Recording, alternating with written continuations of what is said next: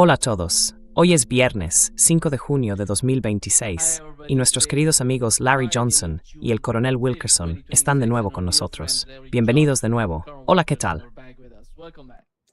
Hi there. Buenísimos. Larry, está destrozando todo aquí dentro. Yeah. Sí, todas normas. Soy una influencia disruptiva, sí.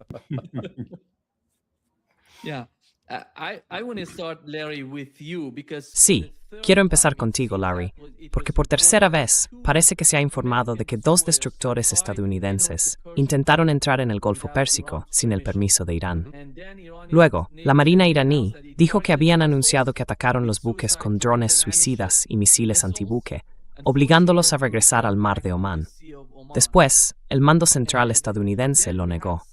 Y más tarde, los iraníes publicaron un video diciendo que habían usado esos misiles, pero sin mostrar la ubicación. Así que no sabemos realmente qué pasó. ¿Crees que este tipo de comportamiento va a seguir ocurriendo en el Golfo Pérsico?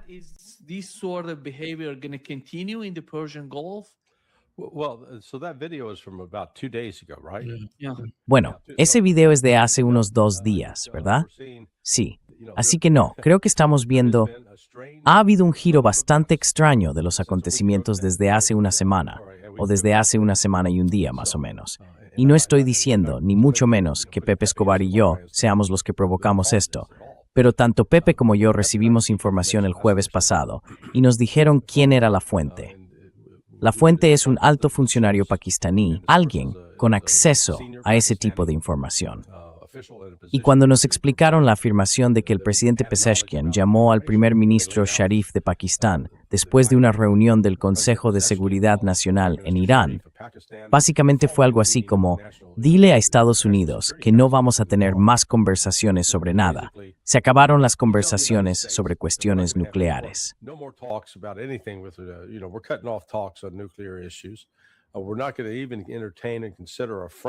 No vamos ni siquiera a considerar un marco para controlar las armas nucleares.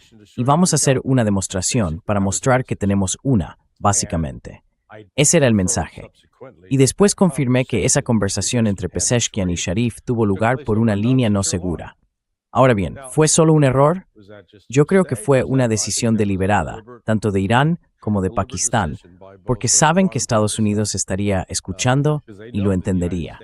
Y luego, a su vez, el primer ministro Sharif de Pakistán ordenó a su ministro de Exteriores que hablara e informara a Marco Rubio.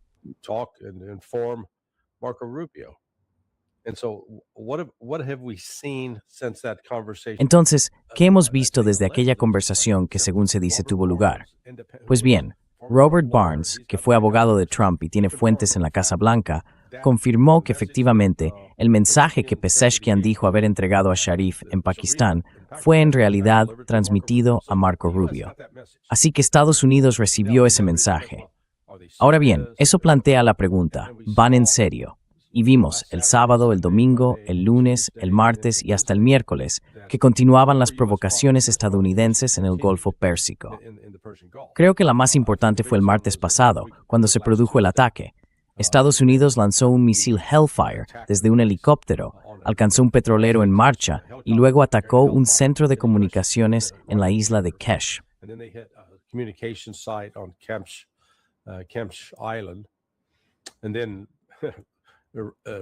Y luego Irán se dio la vuelta y disparó de inmediato un misil antibuque que, según se informa, alcanzó un barco vinculado a Estados Unidos. Después lanzaron ataques en Kuwait que fueron importantes. Es increíble lo que hacen con la inteligencia artificial.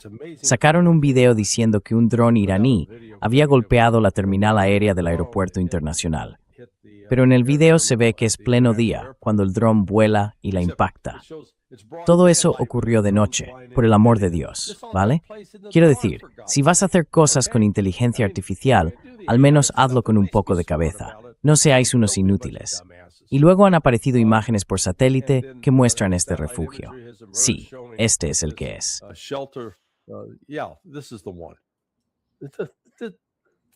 Ora esto que ocurrió na oscuridad. Pero ya sabes, crean esta imagen generada por inteligencia artificial para afirmar: oh no, esto fue Irán. que el refugio de drones en la base aérea que utiliza Estados Unidos fue destruido. Y como se dice de toda la vida, lo que quedó fue solo un agujero en el suelo cuando terminaron. Y desde entonces, silencio total. Nada. Entonces, ¿por qué Estados Unidos se ha quedado de brazos cruzados ahora? Pues bien, yo creo, bueno, no es lo que yo crea. Según lo que dijo la fuente, los pakistaníes creen que Irán va en serio con esto, y se lo han transmitido a Estados Unidos. Y al parecer, Donald Trump y algunas de las personas de su entorno también lo creen. Los pakistaníes piensan que van a lograr organizar una reunión en Islamabad entre Trump y Pezeshkian, lo cual, si lo consiguen, sería realmente notable. Ahora bien, esto no es algo que Pakistán esté haciendo por su cuenta.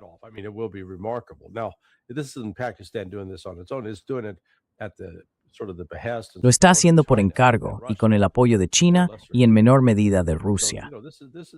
Así que bueno, esto forma parte de un esfuerzo más amplio para intentar... A ver, ¿por qué le importaría a China? China quiere reabrir el estrecho de Hormuz y reactivar todo el comercio, porque también está afectando a su economía. No tanto como al resto del mundo, pero creo que China entiende que si el resto del mundo entra en recesión, de repente nadie comprará productos chinos. Así que, ya ves, China tiene un interés claro en ayudar a resolver esto. Estamos en un momento inusual, pero lo que estamos viendo es un cambio evidente en la forma en que Donald Trump habla sobre Irán e incluso en cómo está llevando a cabo operaciones militares, aunque sean provocaciones menores. Han reducido eso en las últimas 24 horas. Así que bueno, ahí lo dejo. Sacad vuestras propias conclusiones. Yo no voy a deciros en qué creer.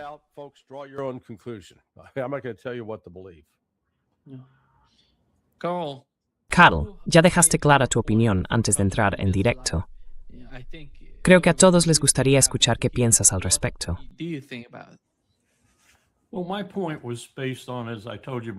Bueno, mi punto se basaba en algo que, como te dije antes de entrar en el programa, estuve escuchando con mucha atención a Alastair Crook, y volví a repasar algunas partes clave de su entrevista.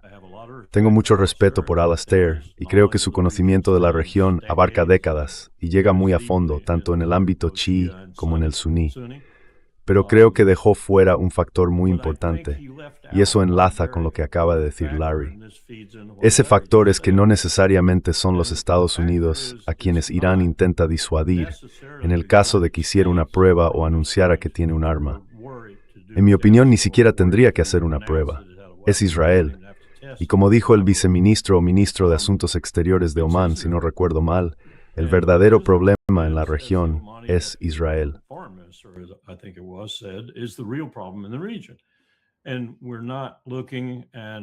Y no estamos mirando. Y Alastair al final sí que acabó aceptando esto, que no estamos mirando solo a los iraníes, sino también a sus supuestos aliados. Y yo no me creo eso ni un segundo. Creo que Alastair tenía razón en eso. Los hutíes son los hutíes. Sí, si pueden conseguir un poco de apoyo aquí o allá, lo harán, pero siguen siendo los hutíes. No son los representantes de Irán como los presentamos. Nos estamos olvidando de Palestina, de un Estado palestino. Incluso los ha dicho. Nos estamos leyendo lo que está haciendo Israel en 4 guerras, claramente y 5 o 6, si contamos otras como Siria.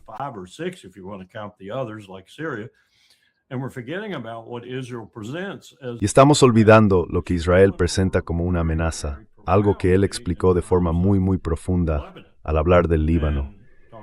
Habló de Hassan Nasrallah y de otros, y de lo que ha estado ocurriendo allí, de lo que está pasando ahora mismo, del dilema político en el que se encuentra Netanyahu, tanto a nivel personal, porque si pierde estas elecciones va a ir a la cárcel, como a nivel de reputación, porque no es precisamente así como quiere terminar su vida ni su mandato. Y está entre la espada y la pared, atrapado entre la gente en Israel que hace campaña contra él y que va a intensificar esa presión por su falta de acciones que garanticen la seguridad de Israel, mientras que ellos sí lo harían. Así que está acorralado. Tiene que mantenerse en el Líbano, tiene que seguir haciendo lo que está haciendo allí. Tiene que aumentar lo que está haciendo en el Líbano.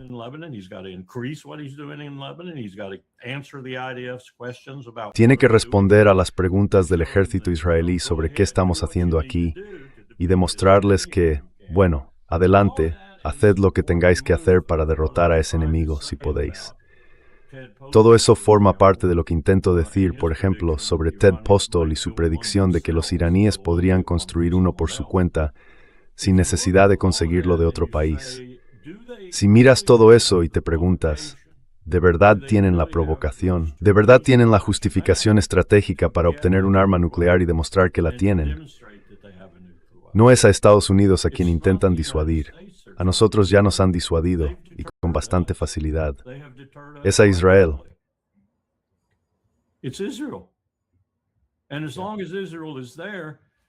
Y mientras Israel siga ahí, creo que, igual que pasaba con Kim Jong-il, Kim Jong-un y todos los Kims respecto a Corea del Sur, su verdadero problema no era Corea del Sur. Su verdadero problema eran los Estados Unidos. Es decir, ellos realmente pensaban, y la inteligencia muestra que lo pensaban, que podían derrotar a Corea del Sur.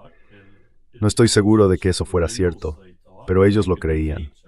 Pero a los Estados Unidos no pensaban que pudieran derrotarlos. Con el poder estadounidense entrando en la península, sabían que no podían. Así que de eso se trataba. Y la idea de que China y Rusia no estarían de acuerdo con eso, por supuesto que no. China y Rusia lucharon con uñas y dientes en las conversaciones a 6 bandas y en otros foros para evitar que Corea del Norte consiguiera un arma nuclear. No querían que la tuvieran.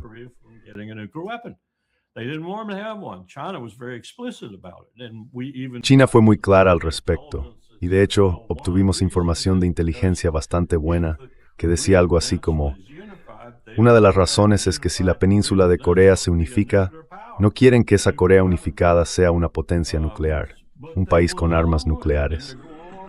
Pero aceptaron la situación y la siguen aceptando ahora porque no tenían otra opción. Todo esto para decir que el tema de Irán buscando un arma nuclear es, creo yo, un poco más complicado. Si lo mirara solo desde un punto de vista profesional militar, diría: consigue un arma. Consigue disuasión frente al enemigo principal de tu región, frente al problema de la zona, frente a la razón por la que no habrá un Estado palestino, frente a la razón por la que habrá inestabilidad de aquí a la eternidad, Israel.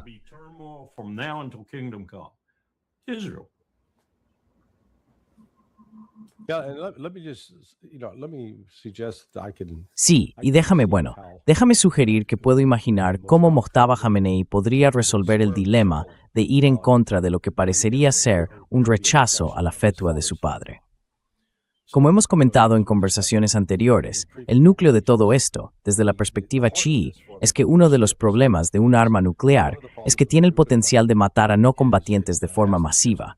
Y matar a no combatientes es haram, es decir, un pecado. Pero si dices, mira, ahora estamos en un punto existencial en el que nuestra capacidad para proteger y defender al pueblo de Irán, para empezar, está en riesgo.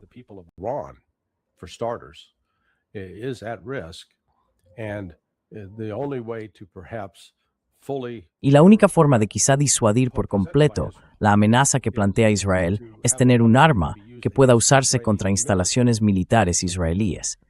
Es decir, decir algo como, vale, vamos a hacerlo, pero solo se va a usar contra objetivos militares, no contra civiles. Creo que esa fue posiblemente la manera en que Mojtaba afrontó la toma de decisiones, diciendo, de acuerdo, ahora vamos a hacerlo.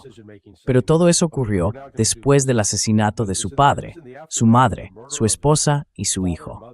Así que ya sabes, no es una reacción extraña pensar, vale, ahora tenemos que hacer algo que antes considerábamos incorrecto, pero vamos a intentar hacerlo de la manera adecuada, porque tenemos que protegernos.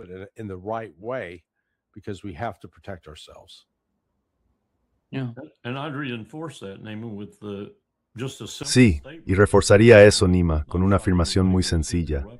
Kim Jong-un no ha disparado a nadie con sus armas nucleares. Sí, es un elemento disuasorio, y él sabe que lo es. Ahora bien, reconozco que Israel es un actor volátil en todo esto.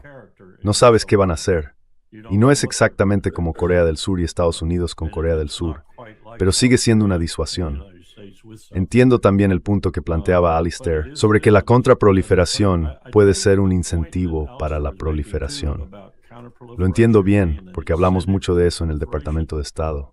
Y hasta cierto punto tiene razón. Es un incentivo. Y lo que hizo Kim sirve de incentivo para otros países. si tienen la capacidad política y el dinero para hacerlo. Descubrimos que la mayor objeción de varios países que estaban en nuestra lista como posibles candidatos a desarrollar armas nucleares era precisamente dinero.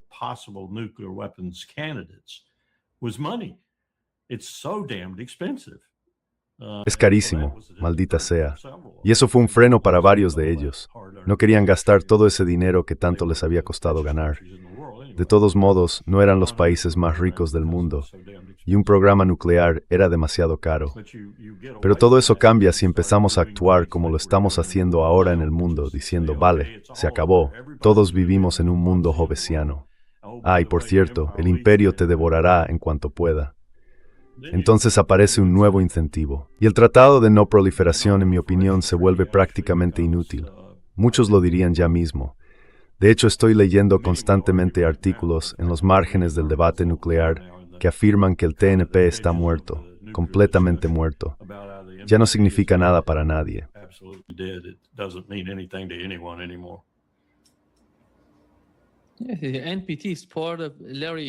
El TNP forma parte, Larry, de todo este proceso de enviar expertos a Irán para ver las instalaciones nucleares y verificarlo todo. Fue un proceso enorme, sin ningún problema de seguridad para Irán durante mucho tiempo. Reconocerán a los científicos. Lo hicimos así. Quiero decir, pusimos a nuestros agentes en el equipo. Conseguimos que el director fuera de los nuestros y cuando no lo era, presionamos para que lo apartaran y pusieran a otro en su lugar. Está claro que el OIEA actuaba en nombre del imperio la mayor parte del tiempo. No digo que fuera siempre, ni que toda la gente allí fuera corrupta, pero sí digo que algunos, los clave, lo eran, y nos aseguramos de que lo fueran, para que las decisiones siempre sean favorables para nosotros.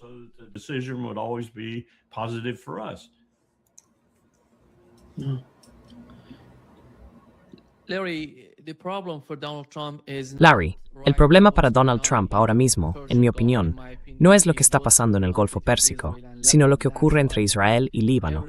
Por eso ya sabes, todo está ocurriendo en esa región. Por eso, Irán reaccionó a lo que Israel quería hacer en Dahia, en la parte sur de Beirut. Esto es muy importante. Es la primera vez que vemos a Irán salir y decirle a Israel, si atacas Líbano, haremos lo mismo en la parte norte de Israel. En mi opinión, esto es enorme desde el punto de vista iraní. Y ahora, ¿cómo va a cambiar eso? ¿Cómo va a influir en el cálculo, en la ecuación de Washington?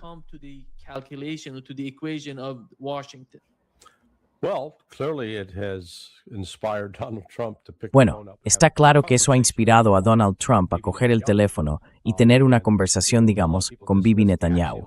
Y ya sabes, mucha gente desestimó el informe de Axios, y es comprensible, porque su autor tiene fama de ser un portavoz de propaganda. Pero si era propaganda, Trump no lo dejó en el aire. Siguió diciendo que sí, que había tenido una conversación difícil con Bibi, así que básicamente lo admitió. Y tienes razón, Nima, porque desde que se creó Irán, cuando se constituyó como República Islámica, hace 47 años. Y durante todo este tiempo, surgió justo después de que empezara la guerra civil en Líbano. The whole civil war in Lebanon started. The civil war in Lebanon started in 1975. La guerra civil en Líbano empezó en 1975. Así que, en esos 47 años de historia, hasta ahora, Irán nunca había intervenido directamente diciendo, de acuerdo, si no dejáis de atacar, os vamos a atacar nosotros. Y eso, creo yo, cambia las reglas del juego, porque deja claro que Irán se siente bastante cómodo y seguro de su capacidad para cumplir su amenaza. Y aunque Israel quizá fuera reacio a creerlo, al final escucharon a Trump. No sé si lo hicieron de buena gana o no, pero lo cierto es que las amenazas estaban ahí, sobre todo las de esos locos, esos monstruos, Ben-Gvir y Smotrich, hablando de arrasar, de destruir por completo Dahia, todo un barrio de Beirut. An entire suburb of Beirut. They've been quiet. And again, Han estado callados.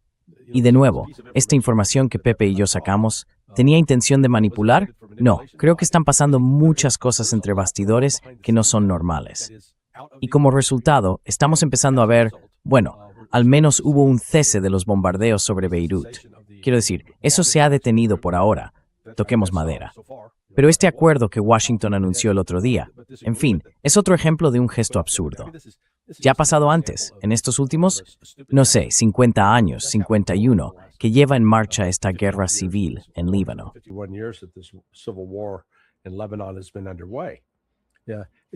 Si quieres que se acabe, Hay que sentar también a Hezbollah en la mesa. Tienen que formar parte de esa negociación. Y si no participan en esa negociación, no hay acuerdo. Así que la administración Trump puede engañarse a sí misma diciendo, sí, tenemos al ejército libanés que va a expulsar a Hezbollah. Buena suerte con eso. El 40% de su ejército es chií, ¿vale? Tienen hermanos, primos, padres y tíos que son combatientes de Hezbollah. No va a pasar. Así que esto, digámoslo claro, es un paso en la dirección correcta. Pero hasta que Hezbollah no esté plenamente implicado en el proceso, ya sabes, Hezbollah va a seguir machacando a los israelíes.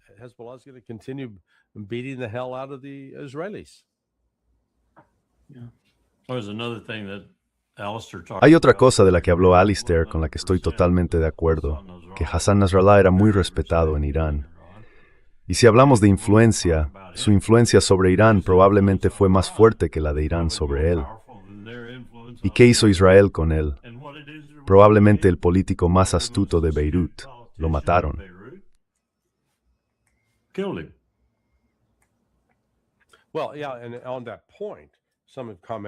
Bueno, sí, y sobre ese punto, algunos han comentado, bueno, ¿habló Trump con Hezbollah? Ya sabes, Hezbollah no va a hablar con Donald Trump, al menos no directamente. Solo habrá comunicación indirecta, porque aprendieron la lección. Lo que hicieron Estados Unidos e Israel con la muerte de Nasrallah fue que Estados Unidos estaba hablando con él para implicarlo, para que ayudara con el alto el fuego, y esa reunión en la que lo mataron fue completamente en respuesta a una petición estadounidense. Estados Unidos utilizó esas comunicaciones con él para localizarlo y poder matarlo. Eso fue lo que pasó, y Hezbollah se ha dado cuenta de eso. Así que dicen, no somos tontos, nos pillasteis una vez, pero no va a volver a pasar. Así que creo que estamos en una nueva fase, en la que Estados Unidos está descubriendo los límites de su poder.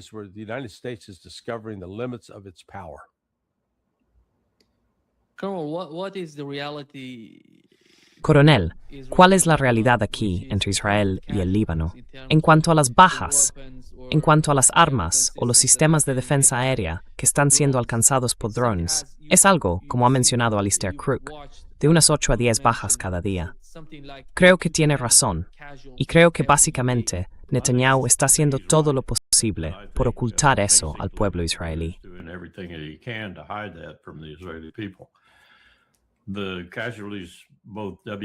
Las bajas, tanto los heridos como los muertos en combate, son bastante altas. De hecho, creo que probablemente sean tan elevadas como en cualquiera de los conflictos en los que Israel está implicado ahora mismo. Y no parece que vaya a haber ningún respiro, porque si siguen avanzando hacia el norte, si cruzan el siguiente río, por ejemplo, o si vuelven a atacar Beirut, que creo que es inevitable, las cifras solo van a aumentar. Así que eso también supone presión para Netanyahu por parte de las fuerzas sobre el terreno, porque quieren hacer ciertas cosas para limitarlo, para frenarlo un poco, y él no les va a dejar hacerlo como ellos quieren, porque intenta mantener un equilibrio imposible. Convencer a Trump de que no está haciendo lo que en realidad está haciendo, y al mismo tiempo seguir haciéndolo. Es una situación realmente complicada para él. Y creo que lo que está ocurriendo políticamente, como sabes, en Israel, es que sus oponentes dicen que no está haciendo lo suficiente e incluso afirman que se está sometiendo al presidente estadounidense. Sí, Y no lo harían aunque salieran elegidos. Ya sabes, esa es la insinuación de todos modos. Ahora mismo está entre la espada y la pared. Haga lo que haga, va a salir mal parado y elegirá la opción que le perjudique menos, tanto en lo personal como en lo político, creo yo. Y eso va a ser ir a por Hezbollah con todo.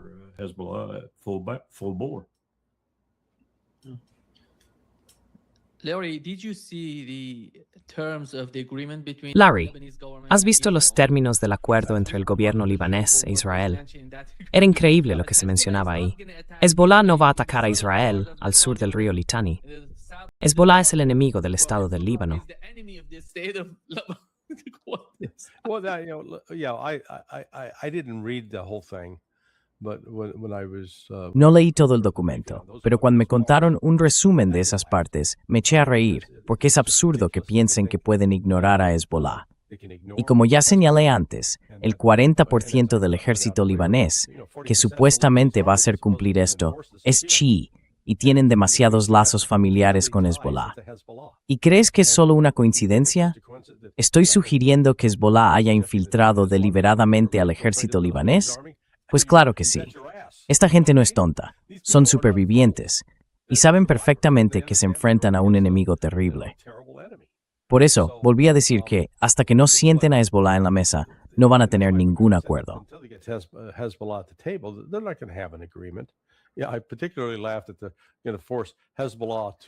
Me hizo mucha gracia eso de obligar a Hezbollah a abandonar el territorio al sur del río Litani y marcharse al norte. Sí, claro, eso va a pasar. En realidad, eso nos lleva al punto del coronel Wilkerson. Israel está sobreextendido. Pongámoslo en contexto. Sería como coger a toda la población de la ciudad de Nueva York y meterla en Nueva Jersey, para que los estadounidenses se hagan una idea. Si vives en Brasil, quizá no sepas de qué hablo, pero más o menos ese es el tamaño de Israel. Ahora imagina cómo reaccionaría la ciudad de Nueva York si se enterara de que en los últimos 6 meses han matado a 200 de sus agentes de policía. Madre mía, eso se consideraría una cifra increíble. An unbelievable number. I mean, it would be shocking. And yet, Quiero decir, sería impactante. Y sin embargo, eso es justo lo que está viviendo Israel. Y ni siquiera estamos hablando del número de heridos, que es muchísimo mayor. A eso hay que añadir que muchos están recibiendo tratamiento por estrés postraumático y el número creciente de suicidios entre los reservistas israelíes. Así que no, mira, esta es una situación muy fea para Israel. Se han metido en un callejón sin salida y no hay una vía de escape fácil, ni una que se vea claramente. Y aún así, los extremistas que rodean a Netanyahu, los Ben Gvir, los Smotrich, van a redoblar su apuesta. No están dando un paso atrás ni evaluando la situación con calma y racionalidad.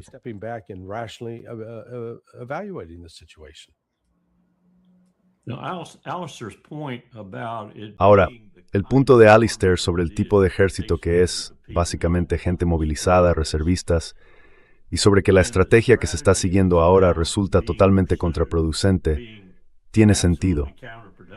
Porque al final lo que tienes es, digamos, un ejército ciudadano, por así decirlo. Y sin embargo, se les está pidiendo que actúen como si fueran un gran ejército profesional, saliendo a luchar a muerte contra 4 o 5 países al mismo tiempo.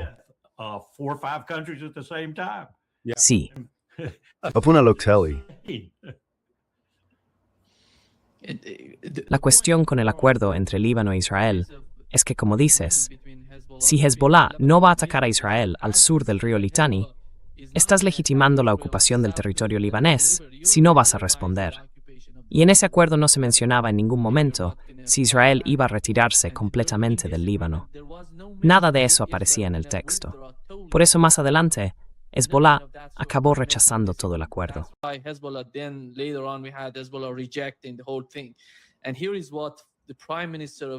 Y esto es lo que ha dicho hoy el primer ministro del Líbano, que Irán debería tener compasión por el sur del país y dejar de tratarlo, a él y a sus habitantes, como una moneda de cambio para mejorar sus condiciones en las negociaciones. No tengo ni idea de qué está hablando este hombre. No sé cuál es esa supuesta moneda de cambio que Irán estaría usando en esas negociaciones. ¿Y cómo se supone que eso va a influir o mejorar la posición de Irán? Que están hablando del Líbano, de la ocupación en el Líbano, y este hombre está hablando de unas negociaciones iraníes que Irán estaría utilizando. ¿Qué está pasando con este gobierno?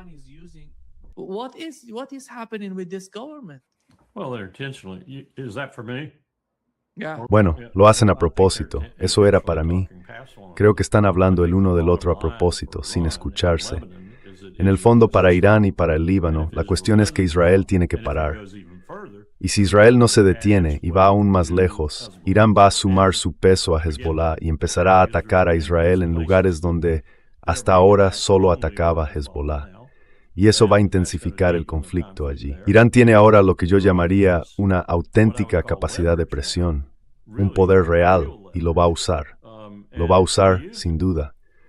Creo que al final están en una posición en la que cabe esperar que empiecen a aprovechar esa influencia que han ganado en este conflicto, independientemente de si tienen o no un arma nuclear.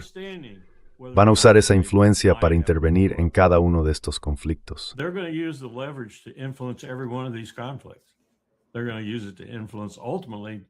Van a usarlo para influir en última instancia en lo que importa, y eso es Palestina, sin Estado y con las matanzas que continúan. Netanyahu, estuve mirando las cifras ayer y Netanyahu sigue matando gente. Quiero decir, está matando gente a un ritmo bastante alarmante, o que debería serlo al menos, ante la Fundación Humanitaria de Gaza, ante Tony Blair y todos esos locos que se suponía que iban a hacer algo allí, pero sigue matándolos, y está moviendo las líneas para poder matarlos de forma más rápida.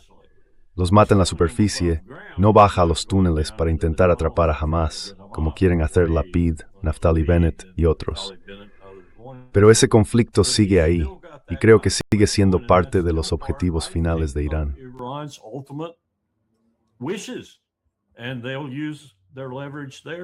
Y también van a usar su influencia ahí. No podemos aislar los conflictos en los que está implicado Israel, porque cada uno de ellos tiene un punto crítico también para Irán, como están demostrando en el Líbano. Pero creo que van a actuar igual con respecto a Palestina y a un Estado palestino, más o menos en la línea de lo que ha dicho MBS, aunque sea de forma retórica. Pero ya no creo que sea solo retórica, creo que ahora es algo profundo. Y pienso que van a insistir en que sea cual sea el resultado final, si llegamos a algún tipo de acuerdo, haya un camino real hacia un Estado palestino y que no sea dentro de 10 o 15 años, sino después de Hamas. Ese es el tipo de influencia que creo que Irán está construyendo en este conflicto. Y es una influencia que, en mi opinión, no estamos viendo del todo. Just to reinforce Colonel Wilkerson's point. Sí, no, solo para reforzar lo que decía el coronel Wilkerson. En el esfuerzo reciente por resolver los acuerdos de Abraham, tanto los saudíes como los cataríes dejaron muy claro que no van a firmar ningún acuerdo de Abraham hasta que los palestinos tengan un Estado, ¿vale? Eso es todo. Así que no se puede usar los acuerdos de Abraham como excusa para privar a los palestinos de sus derechos. Pero bueno, si volvemos al tema de Líbano y Hezbollah, es bastante irónico. Cuando empezó la guerra civil en Líbano, en el 75, Hezbollah ni siquiera existía. En ese momento surgió Amal, que era una herramienta, digamos al menos entonces, de Hafez al-Assad en Siria. Y no fue hasta el 82, cuando los israelíes invaden Líbano y llegan hasta Beirut, que aparece Hezbollah y se convierte en una organización. Y claro, en ese momento había una alianza natural entre Hezbollah e Irán, porque ambos eran chiíes. Between Hezbollah and Iran from the standpoint that they were Shia. But it was not, that wasn't part of some, a big... Pero eso no formaba parte de ningún gran acuerdo, ni de una absurda conspiración de los iraníes para, ya sabes, derrocar a los cristianos en el Líbano. Pero ahora aquí estamos, madre mía, 47 años después, o 44, y Hezbollah es la fuerza dominante. Ayer tuve que explicárselo a alguien. Sigo pensando que se ignora el hecho de que, sí, allá por el 82, Hezbollah era, digamos, una organización militante especializada en combatir. Pero hoy son, ¿cómo lo dirías?, una entidad de gobierno. Ofrecen servicios sociales, ofrecen atención sanitaria, están un paso más allá. Es como si hubieras visto alguna de esas películas de gángsteres, ya sabes, como aquel tipo negro que controlaba Harlem y que en Acción de Gracias o en Navidad aparecía con el camión y repartía pavos a todo el mundo.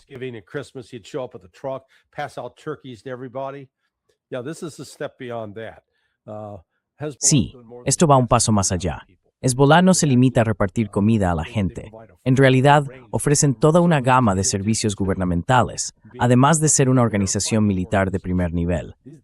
No son personas incompetentes. De hecho, tienen un alto nivel de capacidad militar. Y ahora, por fin, después de 47 años, es la primera vez, como señalabas, Nima, que Irán se planta y dice: un momento, basta ya. Si los atacáis a ellos, nos estáis atacando a nosotros. Así que esto lo ha llevado a una dimensión completamente nueva y va más allá de la típica pregunta de si Irán tiene o no una bomba nuclear. Lo ha situado en un terreno totalmente distinto, el de la reconfiguración del poder y la estructura política de Oriente Medio.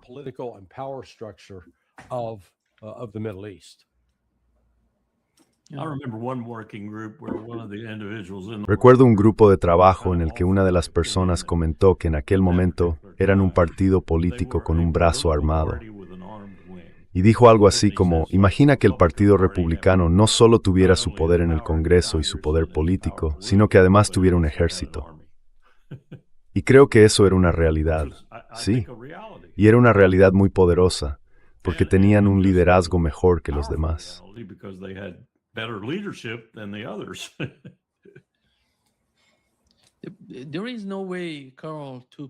No hay manera, Carl, de juntar a Hezbollah con este nuevo gobierno en Líbano, porque hay demasiada influencia de Estados Unidos y no sé de los europeos. No sé cómo podríamos unir esas dos partes de la sociedad libanesa. Eso sería una guerra civil dentro de la propia sociedad y beneficiaría a Israel.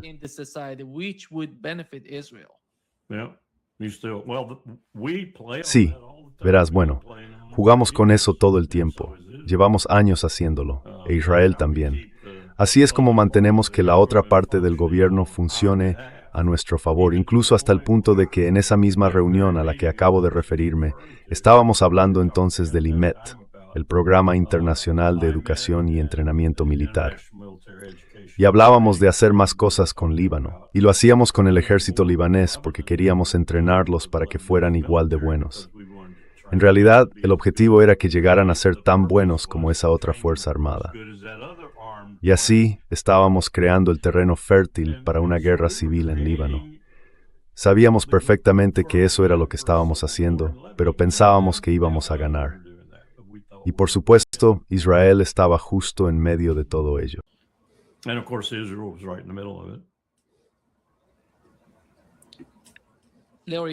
Larry, es lo que dijo Robert Kagan.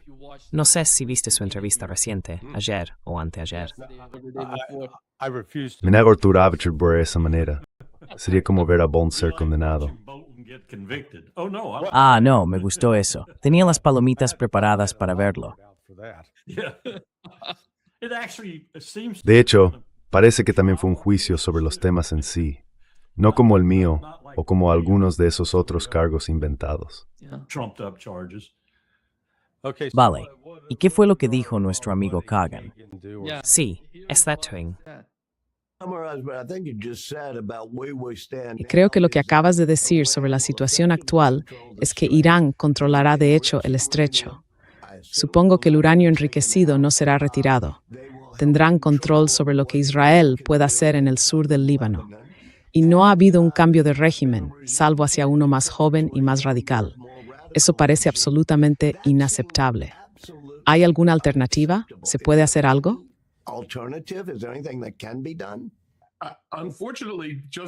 Por desgracia, que algo sea inaceptable no significa que no tengamos que aceptarlo. Y de nuevo, supongo que hay algún tipo de guerra que Estados Unidos podría librar. Una guerra que duraría varios meses como mínimo. Implicaría arriesgarse a perder barcos. Ya sabes, en el estrecho, cuando haces un convoy en una zona en disputa, se pierden barcos. Además, no creo que el estrecho vuelva a ser seguro mientras este régimen siga en el poder.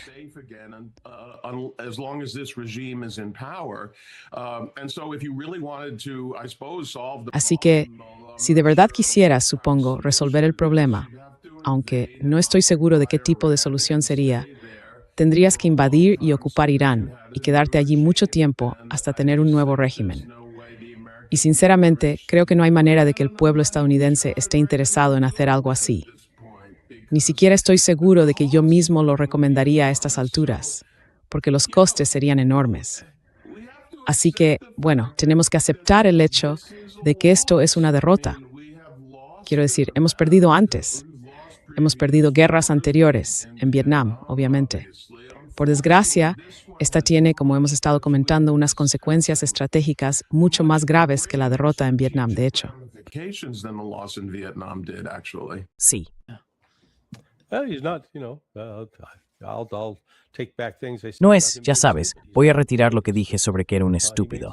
No es completamente estúpido. De hecho, hizo algunas observaciones acertadas y correctas. Ahora bien, él, ya sabes, no tuvo en cuenta otra alternativa. El estrecho estará seguro. Solo hay que negociar un acuerdo con Irán y dejarles en paz. Deja de intentar destruir la República Islámica.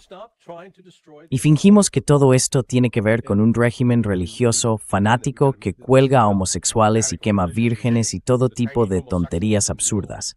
No, lo que pasa es que Estados Unidos está en el fondo muy enfadado con los iraníes que se levantaron y derrocaron a un régimen impuesto por la CIA. Y ya está. Bingo. ¿Cómo se atreven a hacer eso? Somos nosotros quienes controlamos el mundo, no ellos. Y todo eso también influye mucho en cómo vemos y cómo nos comportamos con respecto a Rusia. Bueno, sí. Quiero decir, es como, a ver, si fingimos que esto va de extremismo religioso, en serio, entonces ¿por qué demonios estamos vendiendo cosas a Arabia Saudí, ¿Y por qué tenemos a Pete Hegseth organizando reuniones de oración en el Pentágono? Sí, ¿dónde está la teocracia? Nuestra hipocresía apesta. Y pocas veces bajamos a tierra y admitimos por qué intentamos hacer algo y qué es lo que realmente queremos conseguir. Anoche le mandé una nota larga a John Kiriakou, porque cuando empezó en la CIA, su trabajo era Irak y el perfil psicológico de Saddam. Y bueno, recuerdo que en los 90, yo también me creí esa especie de teología de Saddam es un demonio que predicaban los Estados Unidos.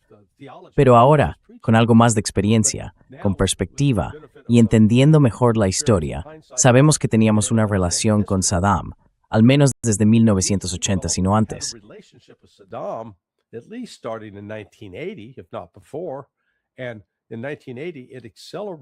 Y en 1980, todo se aceleró por una decisión que Jimmy Carter aprobó, autorizando una operación de la CIA para colaborar con los iraquíes, con Saddam en particular, con el objetivo de atacar a Irán. Desde el punto de vista de Carter, todo esto era un intento de iniciar una guerra con Irán para debilitarlos y así, ya sabes, conseguir la liberación de los rehenes. La operación continuó bajo Ronald Reagan. Y mi antigua organización, la CIA, fue la principal encargada de la coordinación. Reunir apoyo entre los países árabes del Golfo para financiar la operación de Saddam, suministrar productos químicos precursores para armas químicas, agentes biológicos para armas biológicas, y proporcionar inteligencia para que Irak supiera dónde atacar, dónde estaban las debilidades iraníes y dónde se concentraban sus fuerzas.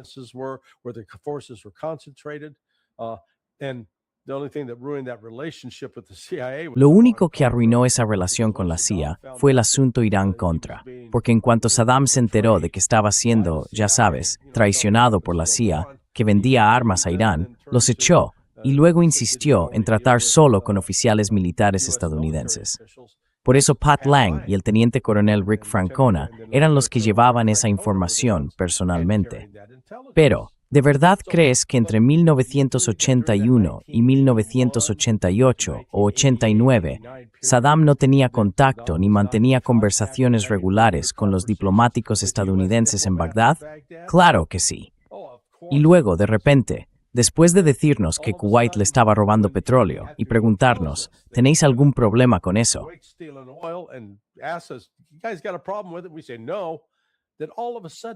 Decimos que no. Y de repente lo convertimos en una especie de reencarnación demoníaca y malvada de Adolf Hitler. Quiero decir, Estados Unidos sigue haciendo esta mierda una y otra vez, una y otra vez. Lo hicimos con Manuel Noriega, lo hicimos con Muammar el-Gaddafi, lo hicimos con Saddam Hussein. Llevamos años intentando hacerlo con Irán, y ahora lo estamos haciendo con Rusia. Y sabes, en algún momento Estados Unidos tiene que mirarse al espejo y decir, ¿Sabes qué? El problema no está fuera. El problema está aquí. Nosotros somos el problema. Tenemos que arreglarnos a nosotros mismos antes de salir diciendo que estamos aquí para arreglar el mundo. Before we go out claiming that we're here to fix the world. Just to reinforce what Larry said. Solo para reforzar lo que dijo Larry, cuando Peter Kornbluh consiguió ese enorme conjunto de documentos principales de la agencia y de otros lugares, documentos del Consejo de Seguridad Nacional y demás, en los archivos de Seguridad Nacional de la Universidad George Washington, dos de las cosas que yo saqué al revisarlos fueron unos comentarios muy tempranos que, creo, databan probablemente de los días posteriores al golpe. Y la declaración de la CIA que encontré allí decía algo así como, este es un joven con el que podemos trabajar, o algo por el estilo. Era el análisis de la CIA sobre Saddam Hussein. The coup. Yeah. Okay. And then the other one I pulled out was the CIA. Y luego el otro documento que saqué fue el informe de la CIA sobre la Sierra Maestra cuando estaban con Fidel. En ese informe advertían que no se tomaran medidas en su contra, porque lo que él iba a hacer era acabar con un régimen muy corrupto y que probablemente podríamos trabajar con él en el futuro. Y de hecho vino a Estados Unidos y habló con gente sobre no oponerse a los intereses estadounidenses, por así decirlo. Y todo eso, creo que fue durante la época de Nixon. Y mira lo que pasó después. Lo convertimos en un anatema, un comunista hasta la médula. Y siguió ese camino porque no le dejamos otra opción. Es un tema que se repite en la historia de Estados Unidos, sobre todo en la historia posterior a la Segunda Guerra Mundial.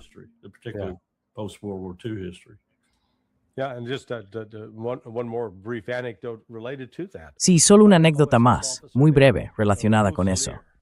Un oficial del OSS, llamado Fusilier, yo conocí a su hijo, Burley Fusilier, que fue agente de seguridad diplomática, y de hecho llegó a dirigir ese servicio en un momento dado.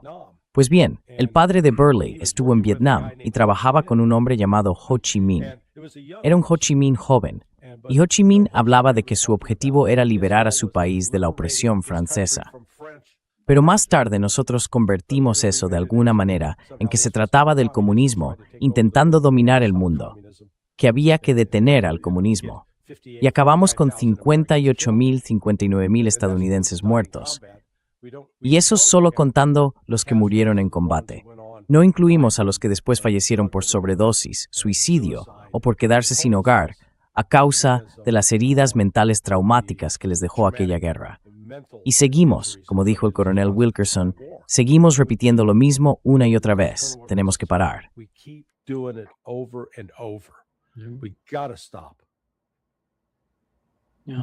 Sí. Lavery, coronel, estoy hablando con ustedes. Y la verdad, estoy un poco confundido. Bueno, tengo que cambiarme el nombre. Sí, tengo que cambiarme el nombre. Puedes llamarme Brown o algo así.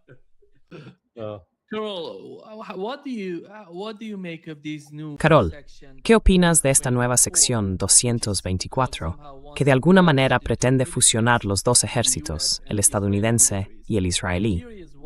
Y esto es lo que dijo el congresista Ro Khanna sobre esa sección.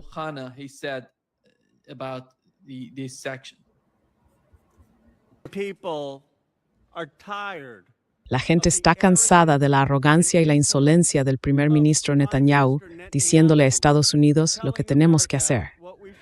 Todo el país de Israel tiene un PIB menor que el de una sola ciudad de mi distrito. Y aún así, Netanyahu cree que puede decirle al pueblo estadounidense lo que debe hacer. La persona que más enfadada está con él ahora mismo es el presidente Donald Trump. Y todo el mundo en Estados Unidos, sean republicanos, independientes o demócratas, dice que tenemos que dejarle claro a Netanyahu que quien toma las decisiones es América, no el primer ministro de otro país. Quieren menos cooperación y menos cheques en blanco para Israel, no más.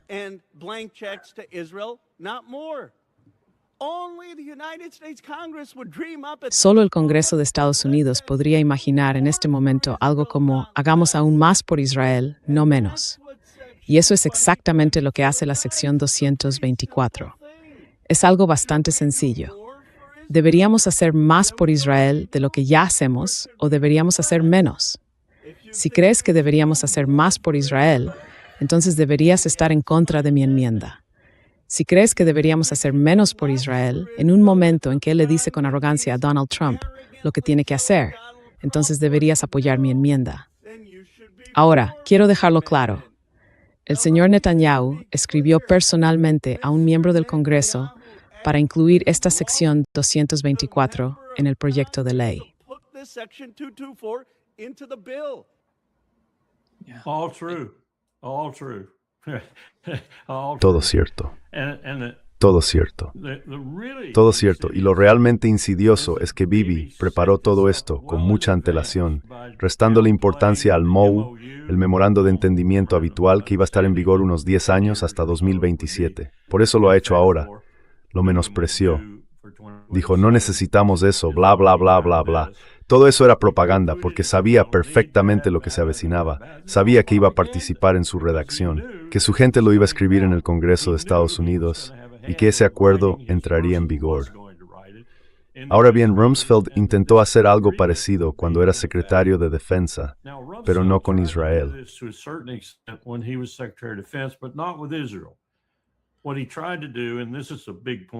Lo que él intentó hacer, y esto para mí es un punto muy importante, fue conseguir la autoridad para gastar en algo como el IMET, por ejemplo, el Programa Internacional de Educación y Entrenamiento Militar. En ese programa, el Departamento de Estado tenía la autoridad para elegir a los países que recibirían el dinero, y luego Defensa recibía los fondos asignados y los distribuía. Había ciertas directrices y una lógica en la forma en que Defensa lo hacía sobre el terreno, pero básicamente era Estado quien decidía a qué países se les daba ese dinero. Bueno, el Congreso vio claramente lo que Rumsfeld intentaba. Powell ni siquiera tuvo que ir al Capitolio a defenderlo. Le dijeron, no, vuelve a casa, el Departamento de Estado va a mantener esas competencias. Y lo que esto significa ahora es que se están dando a Defensa autoridades similares sobre cuestiones que hasta ahora estaban repartidas por toda la burocracia, pero sobre todo en la Oficina de Asuntos Político-Militares del Departamento de Estado y en otras áreas del propio departamento encargadas de la supervisión.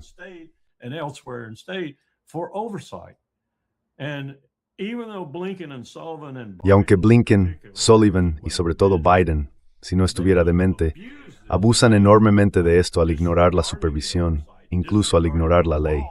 Blinken debería ir a la cárcel por lo que dijo y por lo que hizo. Y por eso Josh Paul dejó la Oficina de Asuntos Político-Militares del Departamento de Estado. Josh está ahora muy activo con su alternativa al PAC de AIPAC, intentando luchar contra esta disposición. No habrá supervisión, salvo la del Departamento de Defensa. Ah, ¿y adivina quién más va a supervisarlo? Lockheed Martin, RTX, Grumman Boeing y un montón de otros bandidos. Todos estarán confabulados. ¿Y crees que Lockheed Martin, por ejemplo, con su mantenimiento propietario, no es ya un problema para el ejército?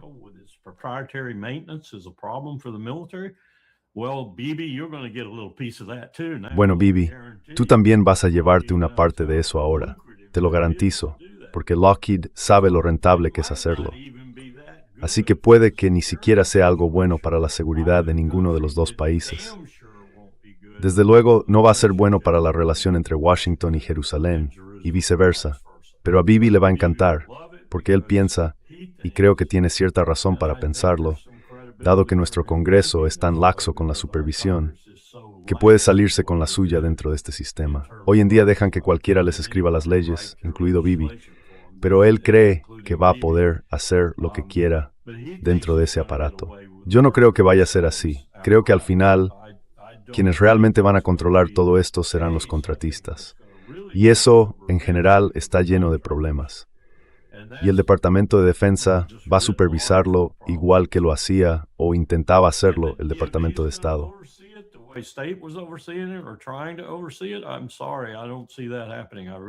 Lo siento, pero no veo que eso vaya a pasar. De verdad que no. No hay ningún motivo para que el Departamento de Defensa tenga una supervisión real sobre esto, porque para ellos es pura generosidad. Y esa generosidad es lo que reciben y de lo que viven ahora. $1,5 billones. Esa es la última muestra de generosidad. El mayor presupuesto de defensa desde la Segunda Guerra Mundial. Y mira lo que estamos haciendo con él. Ni siquiera sabemos lo que estamos haciendo con ese dinero, Nima. Ni siquiera sabemos lo que le estamos haciendo. No son capaces de aprobar una auditoría. Es inconcebible lo que estamos haciendo con este presupuesto de seguridad nacional. En realidad, si miras el conjunto, son unos 2,3 billones de dólares, contando todos los apartados. Seguridad nacional, asuntos de veteranos. Trasladamos asuntos de veteranos del Departamento de Defensa a su propia administración. ¿Por qué hicimos eso? ¿Sabes cuál es su presupuesto ahora? Se acerca ya a los 350,000 millones de dólares, solo para los veteranos. Eso es lo que pasa cuando haces todas estas guerras.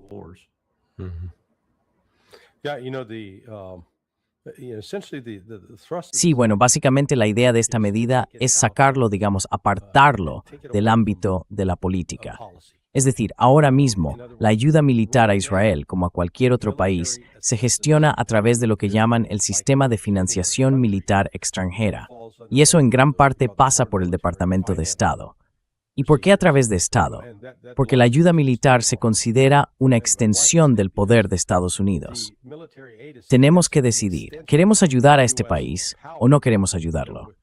Se supone que debe formar parte de una estrategia más amplia, no solo militar, sino también política, que se integre con la política exterior.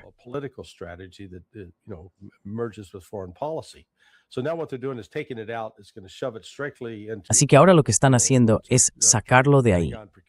Van a meterlo directamente en un programa de adquisición del Pentágono.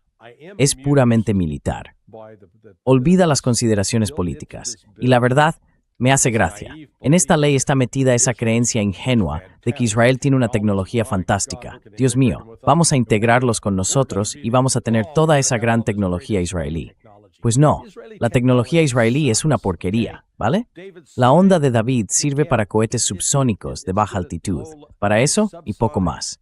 Derribar un misil balístico, ni pensarlo, no sirve para nada.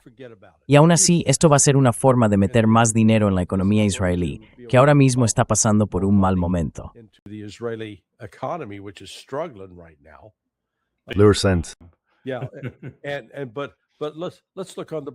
Sí, pero bueno, miremos el lado positivo. Vamos a cargar a Israel con muchas de nuestras armas carísimas, que además son una porquería. Ya sabes, cada misil PAC-3 cuesta $4 millones. Sí, y tienes que lanzar 2 para derribar un dron de 50,000. Vaya, qué inteligente. En fin, todo nuestro sistema está roto en Estados Unidos, tanto en política exterior como en política de defensa, si es que tenemos una. Y en la compra de armas, que no se hace como parte de ninguna estrategia real de seguridad nacional. Se trata más bien de ver qué empresa necesita un buen empujón. Y hay que reconocerle algo a Lockheed Martin, de verdad. Parecen estar en la cima de esa pirámide, más que todas las demás. Raytheon, General Dynamics y compañía. Lockheed Martin se ha colocado justo en el centro, llevándose la mayor parte del dinero.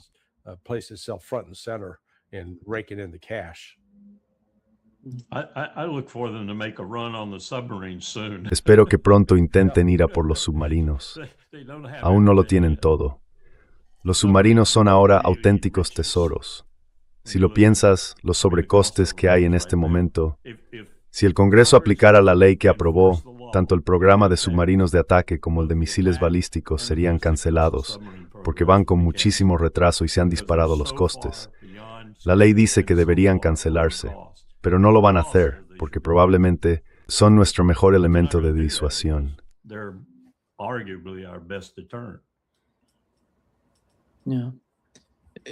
Sí, coronel, el congresista demócrata Adam Smith, que es el miembro de mayor rango del Comité de Servicios Armados de la Cámara, está pidiendo ahora una disposición similar a la sección 224 para Ucrania. ¿Qué significa eso?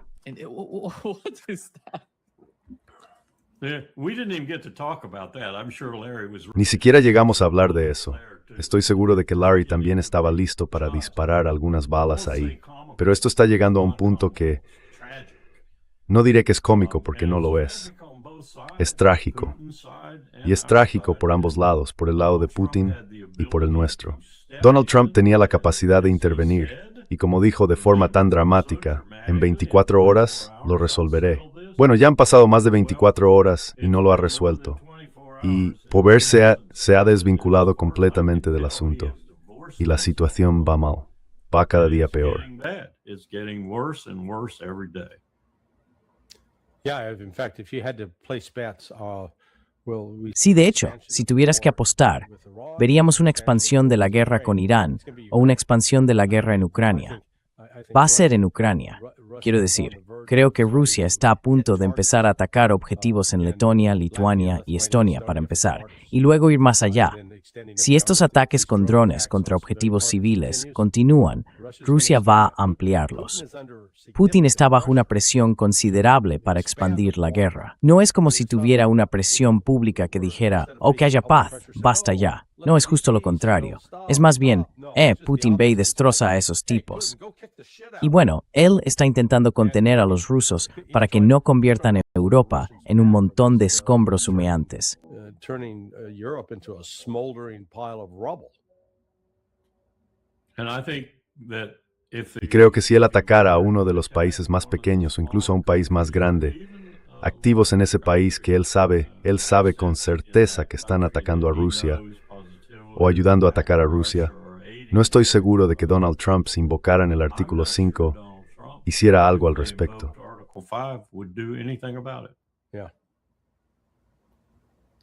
Larry, ¿por qué Donald Trump dice que quiere reunirse con el líder supremo de Irán? Y además quiere, ¿qué es eso? Porque el ministro de Exteriores iraní dijo que, ¿qué es esto? Es muy raro. Sí.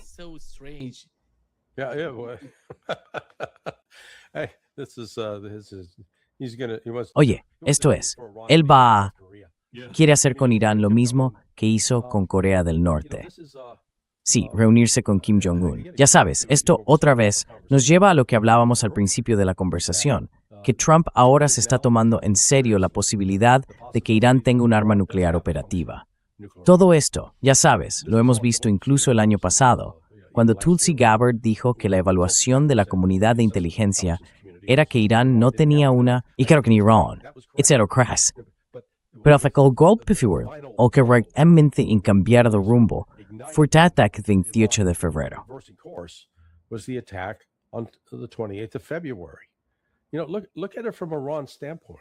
Mira, hay que ponerse en el lugar de Irán. Ellos están ahí diciendo, a ver, hemos invertido mucho. Volvamos a 2014, cuando empezaron las negociaciones del acuerdo nuclear, el JCPOA. Hemos intentado una y otra vez cumplir con esas normas internacionales que Occidente dice que debemos respetar. Abrimos nuestras instalaciones a las inspecciones. Aceptamos límites sobre lo que podíamos enriquecer. Y a cambio, se suponía que íbamos a recibir un alivio de las sanciones. No ocurrió. Se suponía que iban a descongelar nuestros activos. Tampoco pasó. Y luego la gente a la que dejamos entrar en esas instalaciones usó esa información para localizar y asesinar a nuestros científicos.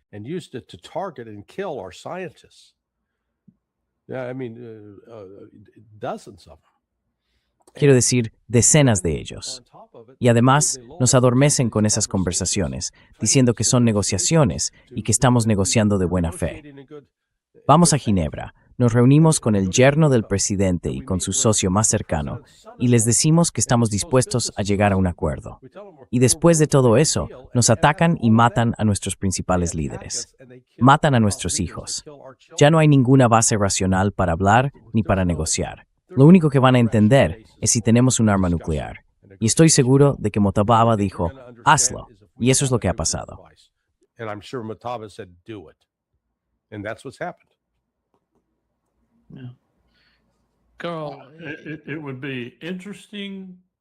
Sería interesantísimo, en Teherán o en un lugar neutral, en Ginebra, donde sea, ver a Donald Trump sentado con su homólogo iraní. Sería fascinante. Quiero decir, aparte de todo lo que acaba de decir Larry, con lo que probablemente coincidiría, sería realmente fascinante. Me encantaría ver algo así solo por el dramatismo del momento, sobre todo si permitieran entrar a las cámaras y grabaran todo para el pueblo estadounidense, para el pueblo iraní y para el mundo entero. Solo añadiría una cosa más a eso. También tendríamos que tener otra sala con una cámara montada y ahí sentar a Lindsey Graham y a Bibi Netanyahu para poder ver cómo les explota la cabeza. Yeah. Sí, sí, sí. Déjame enseñar una foto, porque lo que ha pasado con el caso de esa escuela en Minab, donde mataron a esos niños, ha tenido un impacto enorme. Hoy, si vas a Irán, ves que toda la sociedad siente ese pánico, ese miedo por la muerte de esos niños. Y una de las fotos que han salido hoy es esta. Este hombre es el padre de ese pequeño que fue asesinado en Minab. Todavía duerme junto a la tumba de su hijo, 3 meses después de que lo mataran. Está allí, sigue yendo, duerme allí, no ha vuelto a su casa. Y este es el impacto emocional de lo que ha ocurrido. Es increíble hablar con la gente. Well, it's little, I won't say little things. Bueno, It's no diría que son incidents pequeñas like that cosas. Son incidentes como ese los que cambian por completo la trama y el tejido de una guerra. and you don't know. Y uno no se da You cuenta. don't understand how serious No entiende lo grave que puede llegar a ser eso en la relación que tengas durante la guerra con tu enemigo y después de la guerra con ese mismo enemigo. but it's A veces pasan siglos antes de que ese tipo de cosas se olviden y permanecen en la mente de la gente durante mucho tiempo. No tanto en los estadounidenses. Los estadounidenses no duran más de 10 años o 10 minutos, 10 minutes. pero otros pueblos sí, But other otros sí. people Hay gente en Vietnam que todavía siente algo parecido por lo que hicimos allí, still kind of feel y estoy seguro de que también hay personas en Afganistán y en otros lugares, and como I'm sure Somalia. there are people in Afghanistan and in other places, Somalia, Libya. Good Lord, the record since Madre mía, 9/11 is just- el historial desde el 11 de septiembre es increíble. We've actually Hemos tenido más more días de guerra days of activa active desde el war inicio del siglo since the XXI turn of the 21st que en todo el century periodo que va desde than we principios had del siglo in the XX period hasta su from the final. beginning of the 20th to the end. Hicimos un análisis, lo calculamos, días y horas de guerra, países con los que estuvimos en guerra y los daños causados, muertos en combate, heridos y así sucesivamente. Y luego, si a eso le sumas las sanciones, hay un estudio que muestra que 38 millones de personas, la mitad mujeres y niños, murieron por nuestras sanciones desde que empezó este siglo. No ha sido una época gloriosa, y eso es un ejemplo de ello. Sí, como lo es también todo lo que ocurre en Gaza. As is all of Gaza. Sí, así es. Muchísimas gracias, Larry y Coronel Wilkerson, por acompañarnos hoy. Yeah, we're Sí, estamos aquí para empezar con una nota, Larry. note. Sorry about that. Perdona por eso. Vas a la playa, ¿verdad, Nima? You're going to the beach, right, Nima? No hay playa. No beach. No hay playa, no. ¿Tenéis un lago o algo por ahí? Lake or something around there. Sí, tienes que ir a Sao Paulo o a Río de Janeiro o a algún sitio así. Sí, pero aquí no lo tenemos. Don't you have a ¿No tenéis por ahí un lago grande o algo así donde se pueda ir a nadar o a acampar? No, tenemos cascadas, muchas cascadas preciosas, ¿Altos muy grandes? muy grandes, demasiado grandes. Yeah, you don't want to go over the waterfalls. Sí, no quieres caer por la cascada. Estar debajo está bien, pero no caigas por ella. Sí, exacto. Yo nunca hago eso. Un consejo de seguridad importante. Sí, muy bien. Nos vemos el lunes. Gracias. Hasta pronto. Vale, adiós. Adiós. Okay. Bye-bye. Bye-bye.